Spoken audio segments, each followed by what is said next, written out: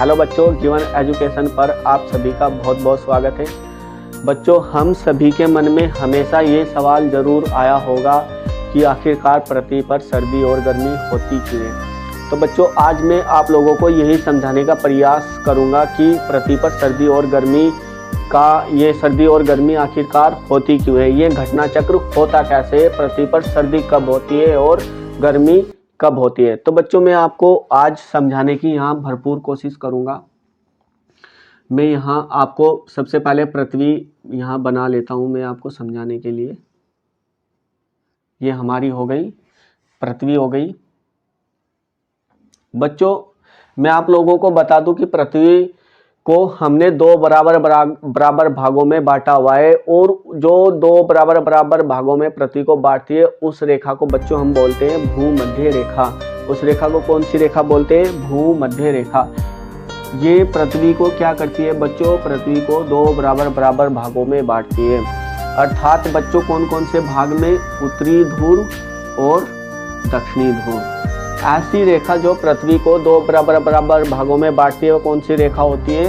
भूमध्य रेखा। जो भूमि के मध्य से खींची गई रेखा है वो कौन सी रेखा होती है? भूमध्य रेखा। बच्चों, यहाँ ये भूमध्य रेखा एक काल्पनिक रेखा होती है। इस भूमध्य रेखा की क्या खासियत होती है? यहाँ से पृथ्वी क्या होती है? भूमध्य रेखा पर ऊपर की ओर उठी हुई है। बच्चों, भूमध्य रेखा पर पृथ्वी का जो भूभाग है वो ऊपर की ओर क्या है? उभरा हुआ है, जिसको हम उभरा हुआ कहते हैं या उठा हुआ कहते हैं। तो यहाँ से भूमध्य रेखा पर पृथ्वी का जो भाग है वो ऊपर की ओर कैसा है? उठा हुआ है। बच्चों, इसी ऊपर की ओर उठने के कारण पृथ्वी पर जब सूर्य की किरणें इस भाग पर पड़ती है बच्चों, सबसे पहले सूर्य की किरणें पृथ्वी के भूमध्य रेखा पर ही पड़ती है। बच्चों, क्यों पड़ती है? क्योंकि यहाँ से पृथ्वी क्या हो जाती है? यहाँ से सूर्य की किरणें सीधी रेखा में पड़ती है। क्यों पड़ती है बच्चों? क्योंकि यहाँ पृथ्वी का जो ये भूभाग है ऊपर की ओर उठा हुआ है। अर्थात यहाँ सूर्य की किरणों के ये पृथ्वी का भूभाग, भूमध्य रेखा वाला भूभाग पृथ्वी की सूर्य की किरणें के संपर्क में जल्दी आ जाता है। और बच्चों, इसके हमारे यहाँ उत्तर की ओर एक रेखा और होती है जिसको हम बोलते हैं कर्क रेखा। उत्तर की ओर एक रेखा और होती है जिसको हम बोलते हैं कर्क रेखा, और एक ऐसी रेखा होती है मकर रेखा जो दक्षिण में होती है, जो दक्षिण में होती है। बच्चों, अब होता क्या है कर्क रेखा और मकर रेखा पर? बच्चों, हमें मालूम, सबसे पहले कर्क रेखा और मकर रेखा को समझने के लिए हमें ये मालूम होना चाहिए कि पृथ्वी अपने अक्ष पर कितने डिग्री झुकी हुई है? 23.5 डिग्री क्या हुई है बच्चों? झुकी हुई है।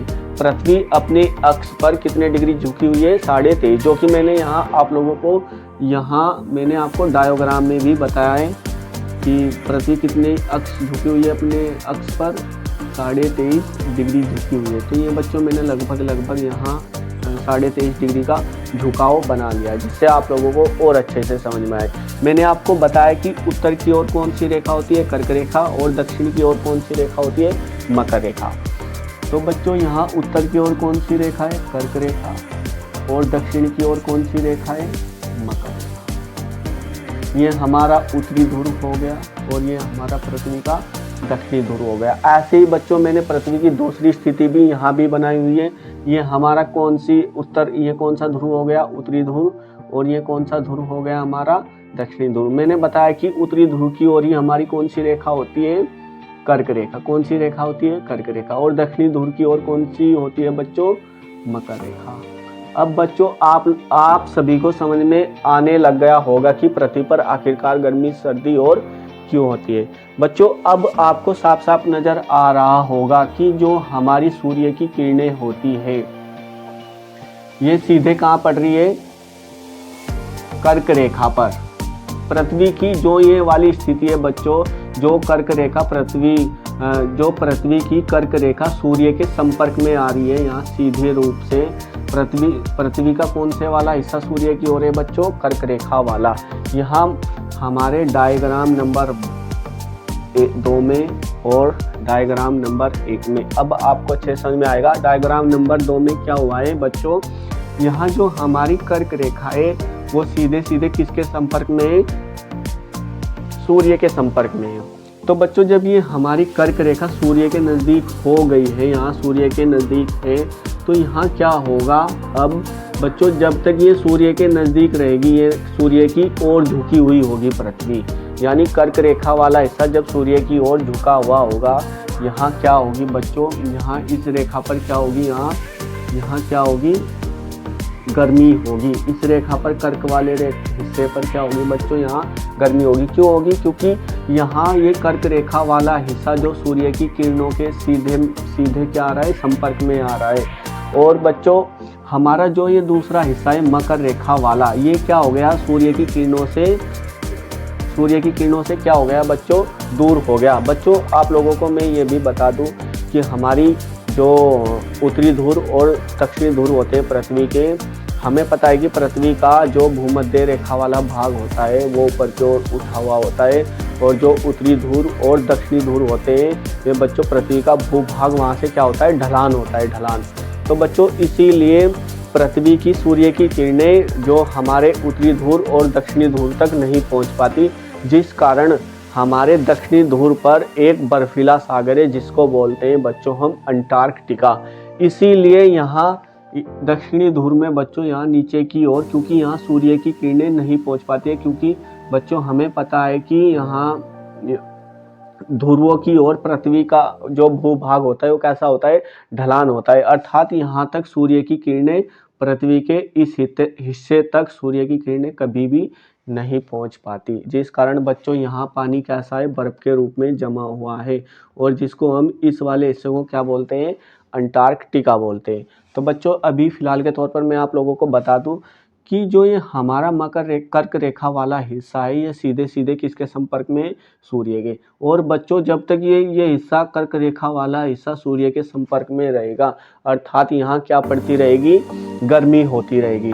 और बच्चों ये जो हमारा कर्क रेखा वाला हिस्सा है, ये सूर्य के नज़दीक सबसे ज़्यादा नज़दीक किस दिन होता है? मैं आप लोगों को बता दूं, सूर्य के सबसे ज़्यादा नज़दीक कर्क रेखा वाला हिस्सा किस दिन होता है बच्चों? ये होता है हमारा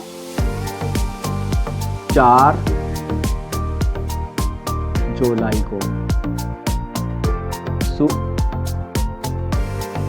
बच्चों ये कर्क रेखा वाला हिस्सा सूर्य के नज़दीक कब होता है? सबसे ज़्यादा 4 जुलाई को। और बच्चों ऐसे ही अब हम यहाँ इस वाली स्थिति को समझेंगे। बच्चों यहाँ से भी हमारी पृथ्वी के डायग्राम नंबर 1 में देखेंगे। अब हम ये हमारी क्या हो गई? सूर्य की यहाँ किरणें हो गई है, और जो कहाँ पड़ रही है? सीधे पृथ्वी पर। अब बच्चों डायग्राम नंबर 1 में क्या दिखाई दे रहा है आपको? कि सूर्य की जो किरणें हैं वे सीधे सीधे कहाँ पड़ रही है? वे पड़ रही है मकर रेखा पर। बच्चों वे सूर्य की सीधी सीधी किरणें कहाँ पड़ रही है? यहाँ मकर रेखा पर। अर्थात मैं ये बोल सकता हूँ कि जहाँ सूर्य की किरणें सीधी रेखा में पड़ती है बच्चों, वहाँ क्या होती है? ठीक वहाँ क्या होती है? गर्मी होती है। तो बच्चों अब डायग्राम नंबर 1 में क्या हो रहा है? यहाँ डायग्राम नंबर 1 में क्या हो रहा है? मकर रेखा के जितने भी क्षेत्र होंगे, जो मकर रेखा के जो भी हमारी जहाँ से हमारी मकर रेखा गुजरती है, वहाँ उन्हीं सभी क्षेत्रों में क्या होती है? वहाँ उस समय गर्मी होती है। और बच्चों ये मकर रेखा सूर्य के नज़दीक कब होती है? सबसे ज़्यादा नज़दीक कब होती है मकर रेखा सूर्य के नज़दीक? ये होती है बच्चों हमारी 3 जनवरी को। कब होती है ये? 3 जनवरी को सूर्य के सबसे ज़्यादा नज़दीक होती है। और हाँ दूसरी बात बच्चों, पृथ्वी सूर्य से सबसे अधिक दूरी कब होती है और सूर्य से कम दूरी पृथ्वी की कब होती है? तो बच्चों मैं आप लोगों को बता दूं कि सूर्य की सबसे ज़्यादा अधिक दूरी जो होती है पृथ्वी की और सूर्य के बीच की जो सबसे ज़्यादा अधिक दूरी कब होती है? वो होती है 4 जुलाई को। और जिसको हम क्या बोलते हैं बच्चों? इस घटना को, जब पृथ्वी सूर्य से सबसे ज़्यादा अधिक दूर होती है तो उस घटना को बोलते हैं बच्चों हम अपसोर। उसको क्या बोलते हैं हम? अपसोर। जिस दिन पृथ्वी सूर्य से सबसे ज़्यादा दूर होती है उस घटना को क्या बोलते हैं? हम अपसोर बोलते हैं। और वो घटना कब होती है? किस दिन होती है? 4 जुलाई को होती है। और बच्चों वो दूरी कितनी होती है जिस दिन पृथ्वी सूर्य से सबसे ज़्यादा दूर होती है? वो दूरी कितनी होती है? इसको बोला जाता है बच्चों 15.2 करोड़ किलोमीटर। तो बच्चों वो दूरी कितनी होती है जो पृथ्वी और सूर्य के बीच की सबसे अधिक दूरी होती है, वो कितनी होती है? 15.2 करोड़ किलोमीटर की दूरी होती है। इसी दिन क्या होता है बच्चों, कर्क रेखा पर क्या पड़ती है? गर्मी पड़ती है। और ठीक उसके विपरीत बच्चों मकर रेखा पर क्या होती है? उस समय यहाँ तो हो रही है बच्चों गर्मी, और मकर रेखा पर उसी समय 4 जुलाई को क्या हो रही होती है? यहाँ उस समय क्या हो रही होती है? यहाँ सर्दी हो रही होती है बच्चों।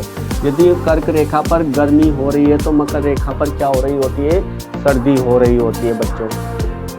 इधर बच्चों क्या है, ये कि जब बच्चों सबसे ज़्यादा सूर्य की और पृथ्वी के नज़दीक की दूरी कौन सी होती है? सबसे कम पृथ्वी और नज़दीक की दूरी कितनी होती है? सबसे कम, उसको बोला जाता है बच्चों 14.7 करोड़ किलोमीटर। तो बच्चों जिस दिन पृथ्वी और सूर्य के बीच की सबसे कम दूरी होती है वो कितनी होती है?